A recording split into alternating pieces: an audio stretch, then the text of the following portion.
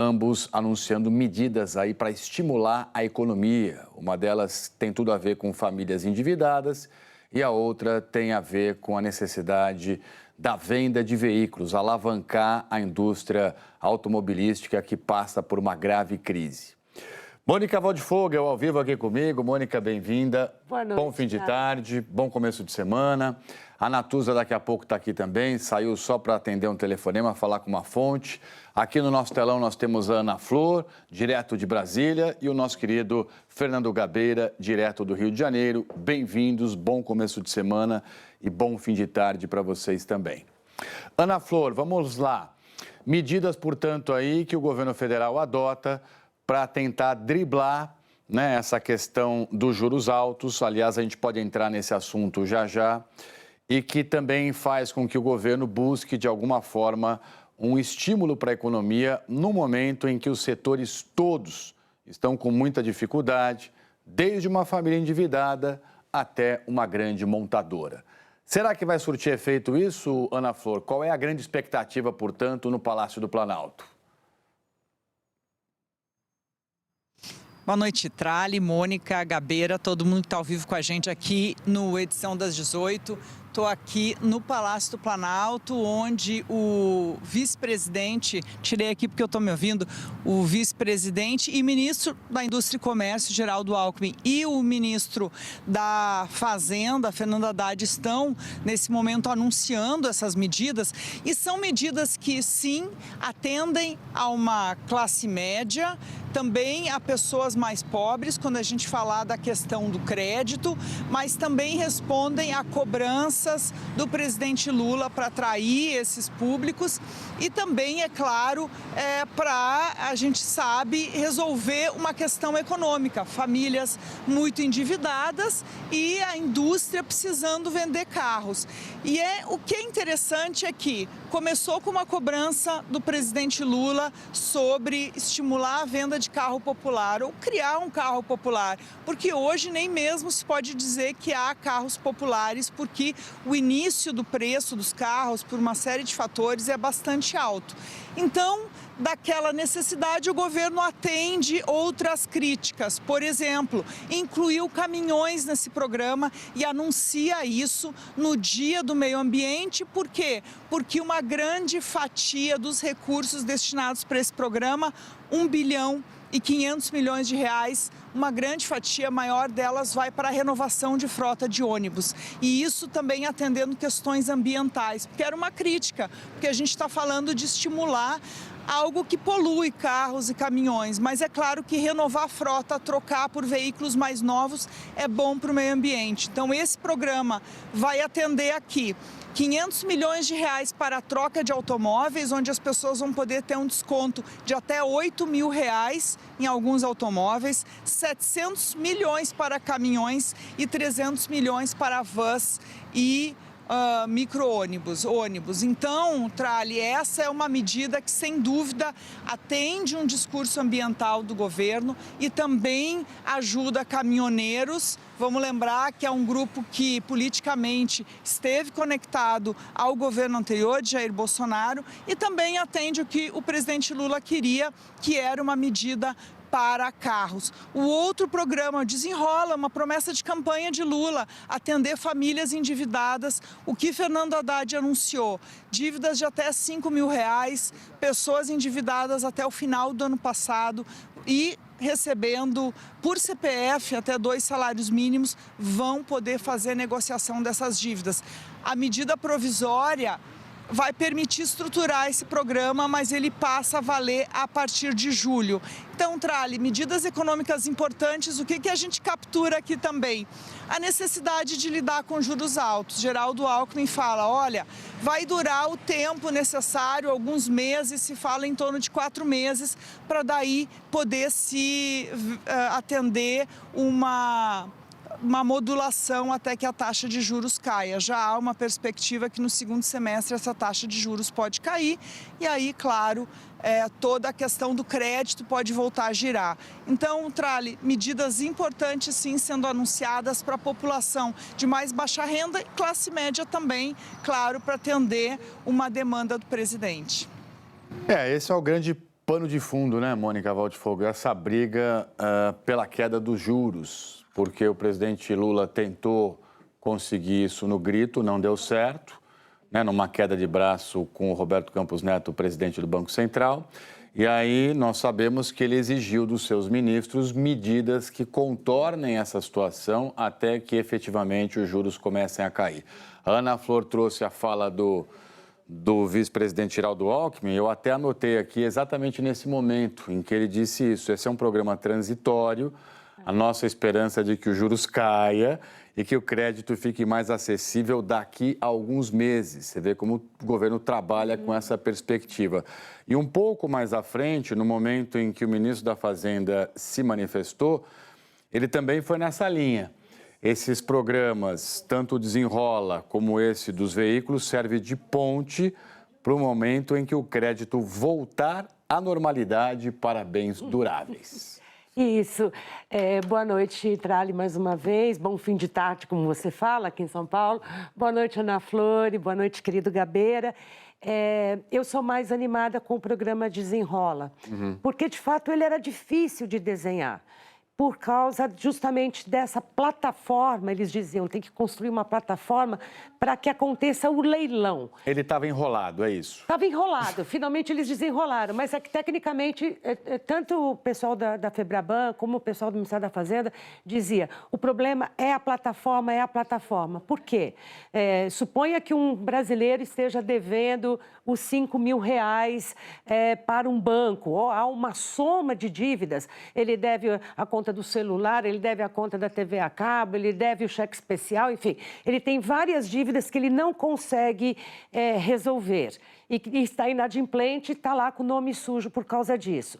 Então, os credores, os diferentes credores vão a essa plataforma e oferecem descontos para que as dívidas sejam quitadas. Então, não é uma coisa simples, são muitos devedores. A gente fala em 70 milhões de devedores no Brasil e a Haddad falou em 30 milhões de brasileiros que devem até R$5.000. Então, se esse credor oferece um bom desconto, ele diz, olha, para a minha conta de luz, se você pagar 50%, eu tiro você tiro você do Serasa. O cheque especial, não vou poder dar 50%, mas vou poder dar 20%. Enfim, cada uma dessas dívidas, ela terá de ser, então, bancada pelo Tesouro e refinanciada. Não ficou claro o tamanho do custo desse programa, tampouco quais são os juros que nessa renegociação o devedor vai ter de pagar. Acho que essa é uma dúvida que não ficou muito clara. Mas, ao menos, isso vai fluir. Então, ele está dizendo que, a partir de julho, toda a plataforma deve estar pronta. Provavelmente vai haver ali um manual de como esse devedor vai conseguir saber que desconto está sendo oferecido a ele. E essa condição também de eliminar dívidas baratas, porque cobrar é caro, né? Se você está cobrando uma dívida de R$30, R$27 do gás que não pagou e tal, custa dinheiro. Então, elimina de uma vez. Você deveu 4 meses de gás de R$25 cada um, acabou. Zerou, você tira o seu nome do Serasa nessa conta e passa a pagar dali em diante, enfim. Para o devedor é um grande alívio, porque não tem nada pior do que ficar pendente de perder um serviço, né? Agora, Mônica, o próprio ministro da Fazenda deixou claro que o sucesso desse programa vai depender das duas pontas, né? Quer dizer, nesse aspecto o governo não tem muito mais o que fazer. Ele lançou e está apostando, segundo o próprio ministro, ele acredita que vai dar certo, porque o Banco do Brasil tem um estudo apontando nessa direção. De que nesse leilão você vai ter o credor querendo comprar a dívida do devedor e isso vai favorecer todo mundo. Tomara que funcione, haja essa competição, né? Entre bancos, entre credores, para que o desconto seja efetivamente bom. Mas, de fato, o credor precisa querer oferecer esse desconto. Porém, como o governo diz, se oferecer o desconto, quanto maior o desconto, mais vantagens e oferecendo um desconto, ele vai receber do Tesouro o dinheiro, ele vai ter a dívida dele liquidada. É interessante, a gente vê isso no mercado secundário de papéis, não tem? Claro, tem, lógico. Para quantias gigantescas, gente que compra título de precatório, paga só metade. Isso existe nos mercados mais sofisticados. É bom que atinja também o brasileiro que está devendo, não consegue pagar e está no sufoco. Né? E é exatamente nisso, pensando nas pessoas que realmente estão com muita dificuldade aí para conseguir pagar o básico, de uma conta de luz a fazer uma compra de comida no supermercado. Né? Nesse sentido, a gente está sempre na torcida para que programas assim deem certo. Ô Gabeira, nesses 2 programas tem algo que você sempre fala aqui, que é a necessidade do governo trabalhar mais com a iniciativa privada. Você sente isso agora? Você vê o governo ir buscar montadoras para, de alguma forma, conseguir renovar a frota, estimular a economia, esse setor que estava e está cambaleando, está derrapando, está com muita dificuldade. E nessa questão das dívidas também, você vai buscar a iniciativa privada para ajudar aquela pessoa que está com dificuldade financeira. Te faz sentido tudo isso?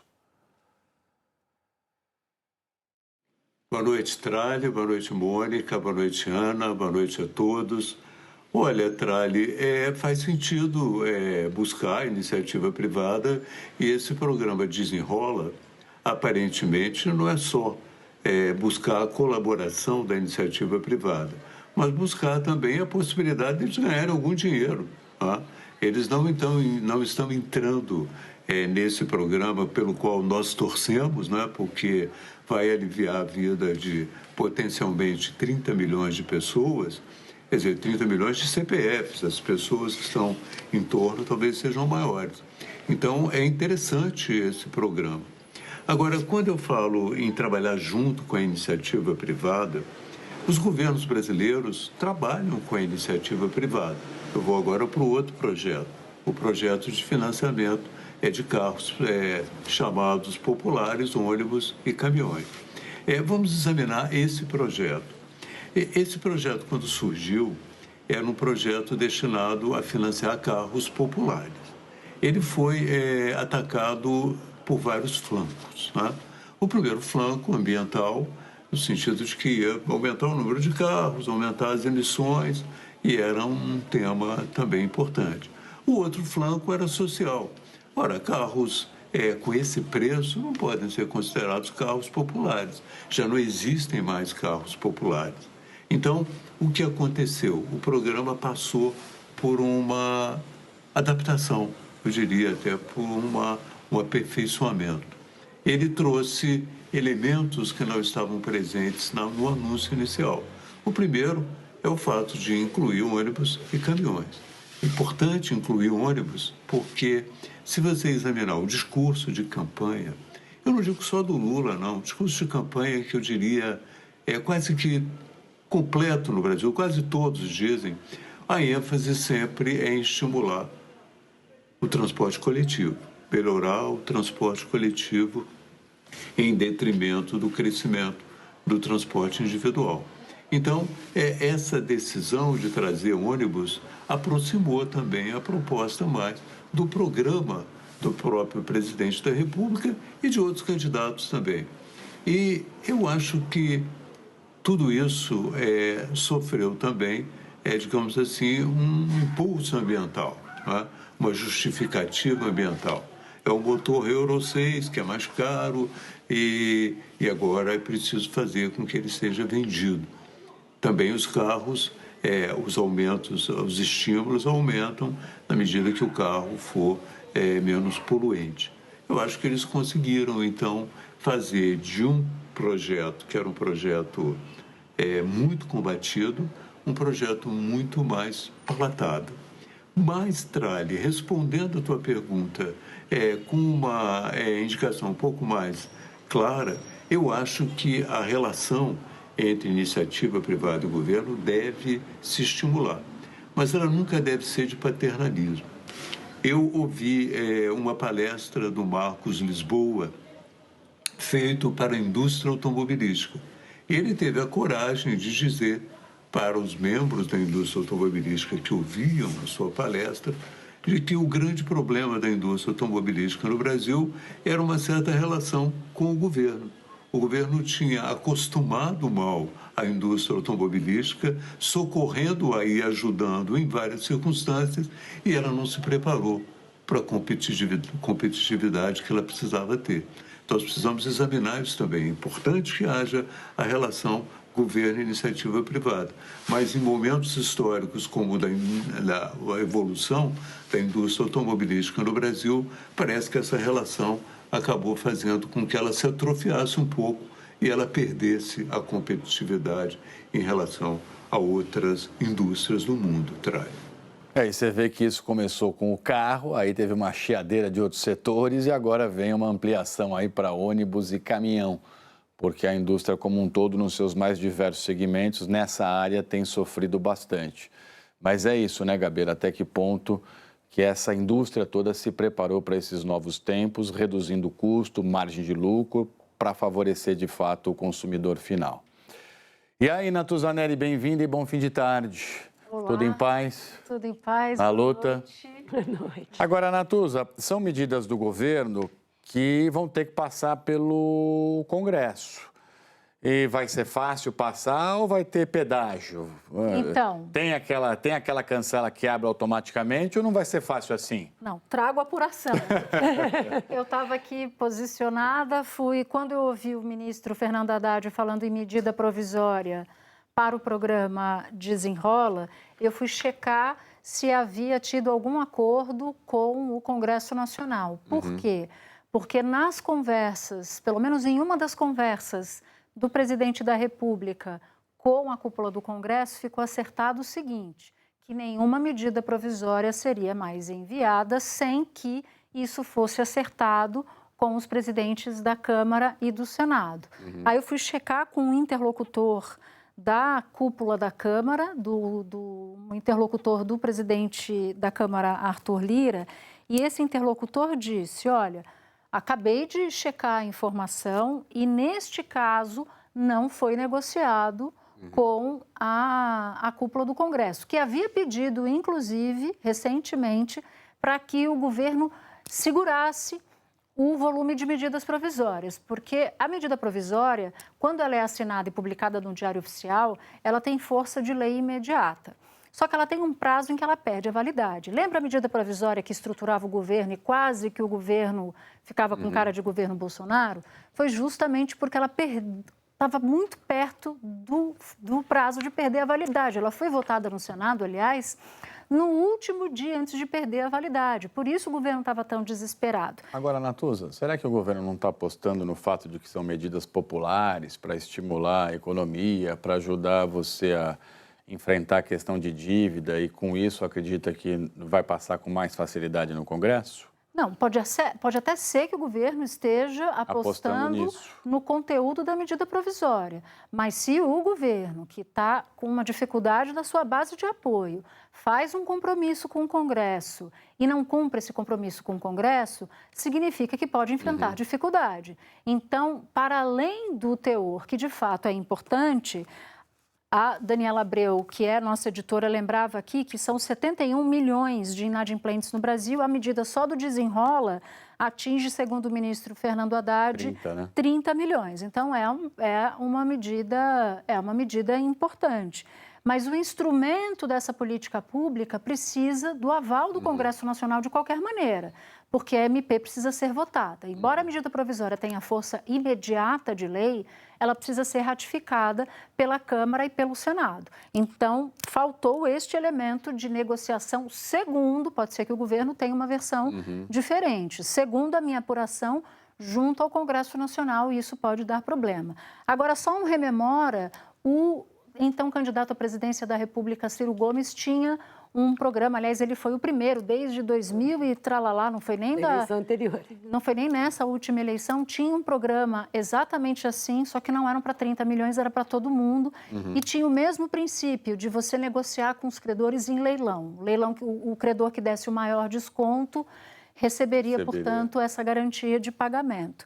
Então, só para lembrar que essa proposta inicialmente veio de Ciro Gomes. Eu quero lembrar também que o programa Desenrola foi furo da Natuzaneri na Central das Eleições. Ah, foi mesmo. Eu estava nessa noite quando ela disse, e tem mais uma. Tem mais uma e a aqui que vai desenrolar. E eu queria só acrescentar, Natuza, para você me dizer se for o caso, o Haddad disse que essa medida provisória dos carros vai ter validade de 4 meses. Sim. Portanto, é o tempo de validade de uma medida provisória. Bem lembrado. Ana Flor, direto do Palácio do Planalto de novo. E aí, Ana, como é que está o governo em relação a isso, essa costura com o Congresso Nacional, para que essas MPs avancem?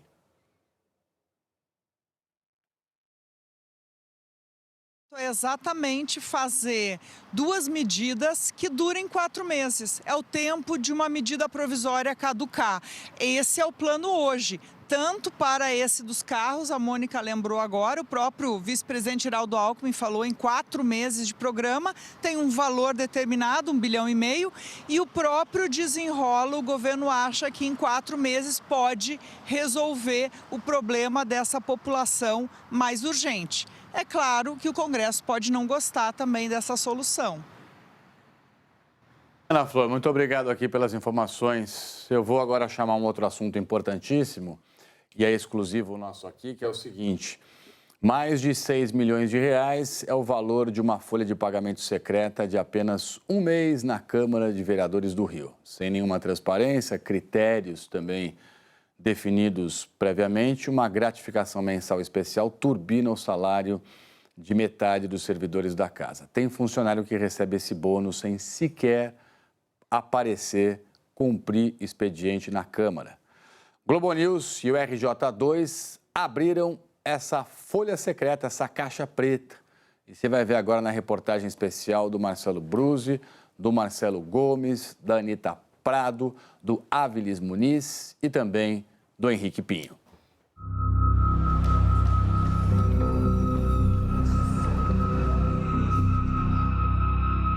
Bem à vontade, esse funcionário público curte um momento de lazer, em horário de trabalho.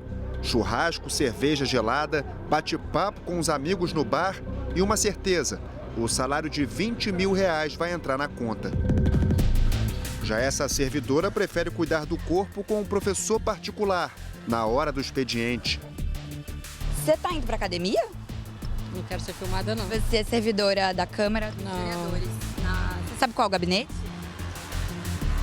Que a gente vendeu logo, não passou do meio-dia, foi as tulipas, os lírios e as begônias. Tem girassol aqui? Vendi tudo. Graças a Deus. Esse simpático vendedor de flores toca o próprio negócio quando deveria prestar um serviço à população. Licença, que tá me atrapalhando. Tá me atrapalhando. Não tem que dar satisfação à sociedade? Essa não é só uma reportagem sobre funcionários fantasmas, aqueles que não aparecem no local de trabalho. É uma história de descontrole com dinheiro público e falta de transparência.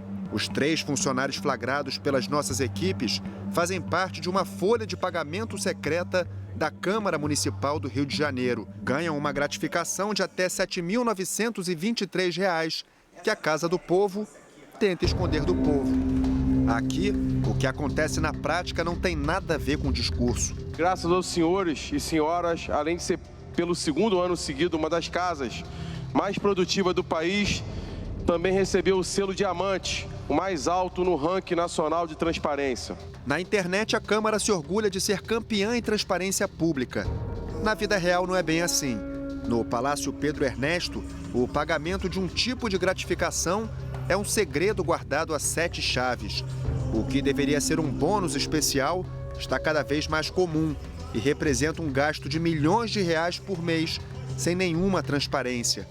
Quem procura informações sobre a gratificação de encargos especiais no site da Câmara não encontra absolutamente nada. Aquilo que você faz, especialmente com os recursos do erário, tem que ser objeto de maior transparência. Quanto se paga, quem se paga e, no caso dos encargos especiais, em que condições. Quer dizer, porque o fato gerador dos encargos é uma tarefa especial. Então, o que há de especial que está sendo feito por essas pessoas que justifica o pagamento? A Câmara Municipal do Rio de Janeiro tem cerca de 2.000 funcionários. Quantos recebem a gratificação de encargos especiais? Quais são as regras, critérios e valores para o pagamento desse benefício? Essas informações, claro, são públicas. Todo cidadão tem o direito de saber, mas a Câmara não quer revelar. A presidência da Câmara é a responsável por autorizar o pagamento da gratificação de encargos especiais. Fizemos um requerimento pela Lei de Acesso à Informação para saber exatamente quem ganha esse benefício e quanto cada um ganha. A Câmara não enviou a lista com os nomes e valores dos meses solicitados. Admitiu que o bônus existe, mas não está detalhado no contra-cheque. Repare o pagamento de abril do assessor especial Antônio Carlos Tito Moreno, aquele flagrado no bar. No documento disponível para consulta pública, não dá para saber se ele ganha gratificação. Mas ganha, todo mês, quase R$6 mil de bônus. A Controladoria Geral da Câmara reconhece a existência do encargo especial. Até indica um roteiro com 8 passos para ter acesso à folha secreta. Só que quem quiser descobrir onde o dinheiro público vai parar, precisa abrir mais de 2.000 contra-cheques de cada mês, um por um, e depois calcular por conta própria o valor das gratificações. É ainda mais complexo porque o encargo especial está dentro do grupo das verbas indenizatórias, junto com alimentação, transporte e saúde. Pelo roteiro enviado pela Câmara, precisamos pegar o valor total das indenizações de cada contra-cheque e depois subtrair os valores dos 3 benefícios fixos. E aí o que sobrar dessa conta é a gratificação secreta, que também enche o bolso de alguns servidores que não aparecem para trabalhar.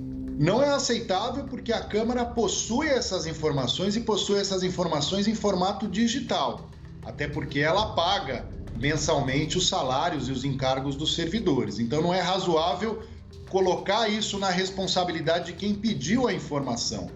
Essa é uma estratégia clara de dificultar um acesso à informação de interesse público. A pedido da Globo News e do RJ2, o INSPER, Instituto de Ensino e Pesquisa, criou um sistema automatizado para abrir os contra-cheques da Câmara Municipal do Rio. Seguimos o passo a passo enviado pela Câmara e descobrimos o tamanho da folha de pagamento secreta. Em abril, 1.075 funcionários ganharam a gratificação de encargos especiais. Isso representa metade dos servidores da casa. Com esses pagamentos, sem nenhuma transparência, a Câmara gastou mais de R$6 milhões em um único mês. Desse total, mais de 4 milhões para turbinar o salário dos funcionários lotados nos gabinetes dos 51 vereadores. O Legislativo funcionando no exercício das suas atividades ordinárias, é estranho que 50% do seu efetivo esteja recebendo encargos especiais. Alguma coisa está errada. Ou o quadro de pessoal está errado, né? E aí, portanto, você está corrigindo com encargos especiais, o que não é o caminho correto, né? Ou os encargos estão sendo aplicados fora da moldura que o Estatuto estabeleceu para eles. Você pode ter um caso de mau uso de recurso se esses encargos especiais estão sendo pagos sem base e de forma injustificada, mas existe também o risco de corrupção, né? Infelizmente, existem casos da chamada rachadinha, que apesar desse nome, a gente está falando de desvio de recursos públicos. Então, quanto menos claro e menos transparente são os pagamentos a servidores, mais espaço você tem para esse tipo de esquema de corrupção. No requerimento pela Lei de Acesso à Informação, solicitamos todas as regras e valores dos encargos especiais. A Câmara Municipal respondeu apenas que o pagamento desse benefício está previsto no Estatuto do Servidor Público de 1979. Só que esse mesmo estatuto exige uma lei ou regulamento para definir quais são as atividades especiais que merecem o bônus. Nada disso foi apresentado pela Câmara. O Estatuto diz que o pressuposto do pagamento é o desenvolvimento de um encargo especial, de uma tarefa especial. Então, esta tem que aparecer em algum momento, porque ela é o pressuposto para o pagamento, é o que vai legitimar o pagamento. O Ministério Público já questionou a falta de transparência desses pagamentos numa ação judicial contra a Câmara. Em dezembro, o promotor do caso fez uma pergunta e trouxe a resposta. Quanto cada gabinete ganha? Não se sabe. A investigação do Ministério Público localizou um ato secreto do presidente da casa. Assim que assumiu a presidência, o vereador Carlos Caiado estipulou algumas regras para a distribuição das gratificações. Cada gabinete de vereador teria direito a 8 encargos especiais. Só que o ato número 1 de 2021 nunca foi publicado no Diário Oficial. Em abril, Caiado distribuiu o bônus especial para 19 funcionários do próprio gabinete, mais que o dobro do previsto na regra assinada por ele. No gabinete do vereador Dr. Gilberto, 14 pessoas recebem a gratificação. Entre elas, o assessor Antônio Carlos Tito Moreno, que você viu no início da reportagem, entre goles de cerveja, bate-papo e churrasco. O senhor trabalha na Câmara Municipal do Rio?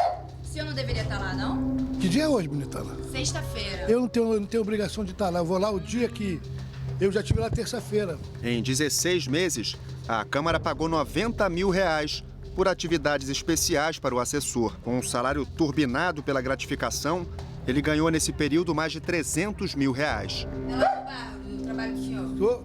Olha só, aquele bar lá é do meu irmão. Eu passo lá porque ali também eu faço demanda, eu peço para asfaltar, cortar árvore, eu vou em tudo que eu lugar. Andresa Borges é mulher do secretário estadual de turismo, Gustavo Tutuca. Nas redes sociais, uma vida social bem agitada. Camarote na Sapucaí e muitas festas. Desde janeiro de 2021, Andresa tem um cargo comissionado de consultora no gabinete da vereadora Verônica Costa. O salário com o encargo especial passa de R$20 mil. No gabinete, ninguém conhece a Andresa. Preciso fazer essa entrega em mãos para Andresa. Ela tá aqui? É 605 aqui, né? Verônica Costa aí? Andresa? Ela não trabalha aqui. Não. Ah, tá. A rotina dela é bem longe da Câmara Municipal. No início da tarde, leva o filho na escola. E aí aproveita o tempo livre para malhar com a academia mais vazia. Na quinta-feira passada, era para ser mais um dia de treino com o professor particular. Você sabe qual gabinete que você é lotada? Você ganha R$20 mil na Câmara dos Vereadores. Você sabia disso? Você tá falando sério? Super sério. Você recebe gratificação? Você exerce qual trabalho lá especificamente? Eu não vou falar não, moça. Você é servidora pública fantasma? Eu não quero falar.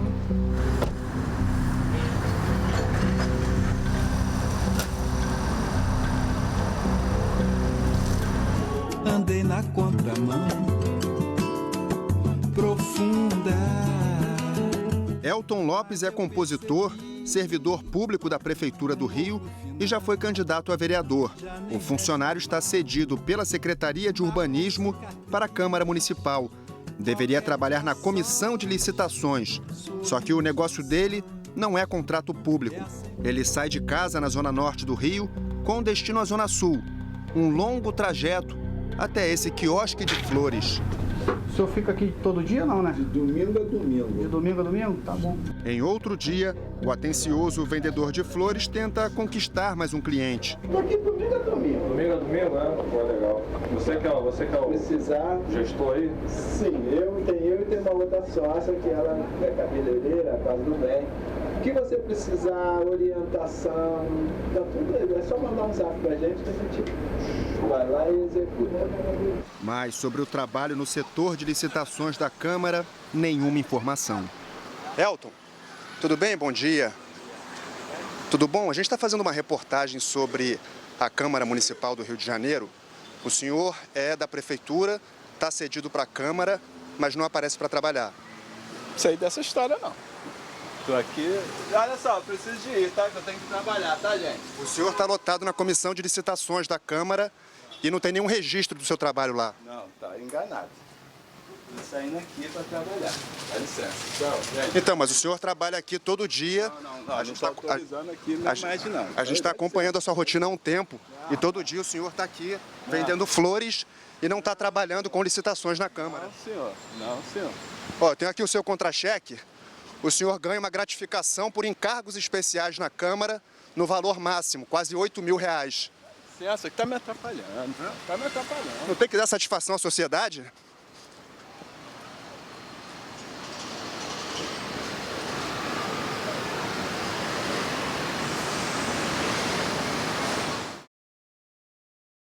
É a força da televisão, né? A imagem fala por si. O sujeito fica num grau de constrangimento que sai correndo, vai embora, some, não olha nem para trás, não sabe nem o que responder para o repórter. Você viu isso na reportagem praticamente inteirinha. Que denúncia, hein?